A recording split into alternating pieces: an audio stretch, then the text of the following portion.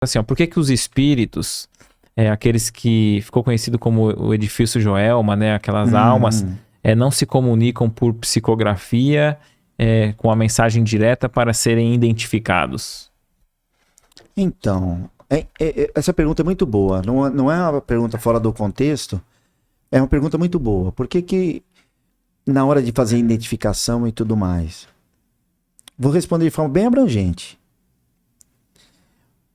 Nessa encarnação agora eu tô como Cláudio. Mas quando eventualmente eu voltar para a espiritualidade, e vou voltar, né? Porque todos que estão aqui vão voltar para a espiritualidade.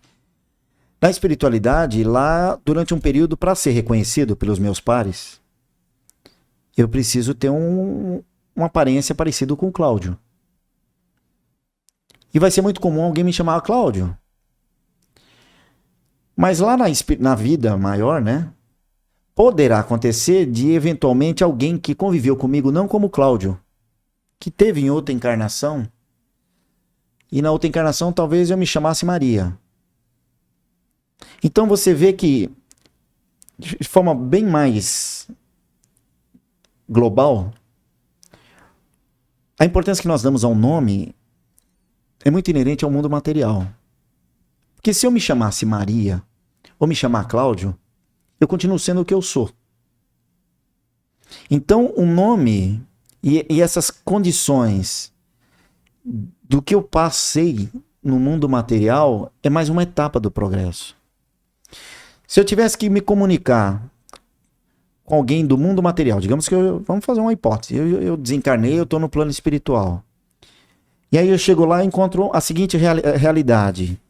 Eu tive no mundo material, eu tive a oportunidade de conhecer pessoas que eu já amava antes e pessoas que eu não amava tanto. Por uma condição espiritual, por prova, ou em decorrência de algumas atitudes do passado, então a gente não pode julgar, porque a gente nunca vai saber, mas talvez por uma consequência de um passado, ou para um desafio de como me comportar e de sentimentos que possam despertar no meu coração, eu tenha passado por uma experiência bastante dramática. E ao relatar isso daí para alguém, e num momento tão importante como uma comunicação entre o encarnado e o desencarnado, qual o objetivo de eu contar os dramas que eu passei? Se for para um desabafo, é compreensível. Se for para mim falar que a pessoa tem esperança, porque de alguma forma, se eu já interpretei que aquilo ali ou era necessário ou não, ou se foi uma injustiça, o que eu falaria para alguém? Você entendeu? Uhum. Então, o diálogo que os espíritos de luz ou os espíritos que o plano espiritual maior deixa que haja comunicação, elas são meio que limitados no sentido de quem está recebendo a informação, ela está tendo aquela informação com que intuito? Tem um fim útil, né? Precisa ter uma finalidade útil. Por isso que alguns se apegam muito à letra. Mas na Bíblia, Moisés condenou o intercâmbio entre vivos e mortos, porque não é uma coisa banal. Eu não vou ficar perguntando para o Espírito, como é que você desencarnou?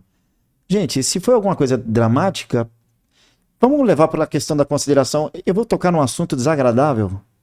E o que aquilo é de relevante para a nossa amizade? E para o momento que a gente está conversando, por que a gente não fala então de outras coisas bastante relevantes do que simplesmente falar de detalhes que podem ser superados? Então, a oportunidade que é dada é uma oportunidade quase única. Feliz daquele que consegue receber uma comunicação. Com relação ao nome, a gente esbarra na questão muito pessoal. Porque quando você dá um nome, você dá uma referência. Quando você dá uma referência, você pode ir no cartório e descobrir quem é. Quando você descobre quem é, você tem a questão familiar. A família apoia que aquilo seja divulgado? Pode trazer problema para quem ficou, né? E se a comunicação for do tipo que, olha, aconteceu tal coisa e tem uma justificativa que talvez pra gente seja alguma coisa que não traga um sentimento bom. Então, quem nos ama se fosse essa situação, né, que eu estou desenhando pelas poucas palavras que a pessoa colocou, digamos que você perdeu alguém que você ame muito.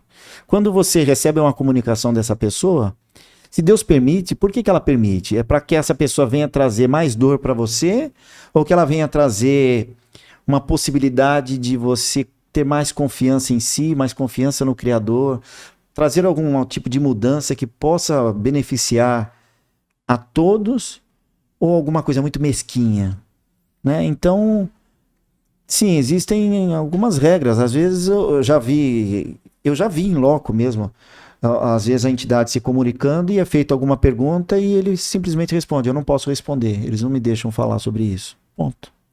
Então existe tem um comando ali, existe né? um comando. E eu penso também que às vezes tem mensagens que não são de algum familiar nosso, mas que chegaram. Por exemplo, no próprio edifício Joelma, o Chico psicografou, eu não me recordo se está no livro Somos 6 ou Jovens no Além. Tem mensagens de espíritos que desencarnaram naquela tragédia para os familiares que estavam na reunião com o Chico, mas justamente nesse ponto que você bem colocou.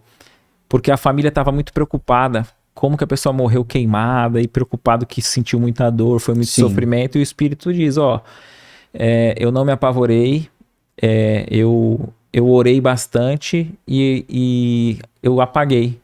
Então agora, depois de um tempo que passou, eu percebi que eu não senti as dores, eu tive a proteção, a bênção de não sentir, e eu fui acolhido. Aí cita o nome dos espíritos, da voz, tudo, e que foi acolhido. Então, é aquilo que você falou, né? Talvez, se fosse para falar com uma curiosidade vazia, não teria nem tido a permissão, né? E se ela tiver, que nem no caso do exemplo que você citou, ela não teve acesso ao que aconteceu. É tipo desmaio. Tem gente que desmaia e não sabe o que aconteceu. Acho que até nem sabe que acho que ela até só teve consciência depois, né? Revendo. Então, e seria interessante, já que ela não precisou passar por isso, ela saber os detalhes de como foi o desencarne dela. Sim. Então seria desagradável, né? Não seria caridoso. Perfeito. Então, por isso, não é que eu estou sendo muito me dobrando diante da situação, ou querendo falar, você é muito submisso a Deus. Não, mas se não é para ser, não será. Né? A gente não precisaria exagerar no sentido de pedir para a espiritualidade abrir muitos detalhes para nós, porque talvez não seria interessante. Perfeito. Por isso que eu comentei a questão do esquecimento.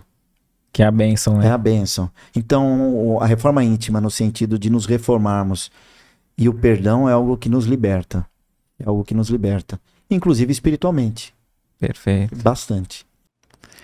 O que você achou desse corte? Coloca aqui nos comentários a sua opinião sobre esse tema. Para ver o episódio completo, é só pesquisar Recomeçar Podcast Espírita.